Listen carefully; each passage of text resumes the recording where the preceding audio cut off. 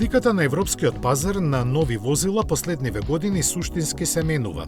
Според податоците што од 31 земја ги собира Европската асоциација на автомобилски производители АЦЕА, апсолутен лидер меѓу марките е Volkswagen со скоро 1,4 милиони продадени возила. Следи Toyota, која со своите 930.000 дебело го надминува BMW на третата позиција. Шкода е многу блиску, а мали се разликите меѓу Рено, Мерцедес, Ауди и Пежо. Топ 10 листата ја заокружуваат уште Dacia и Hyundai, додека Kia е веднаш зад нив.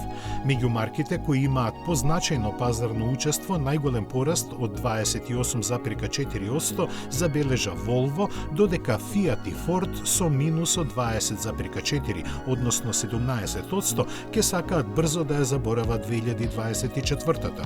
Од кинеските производители, засега единствен што има забележителен резултат е MG.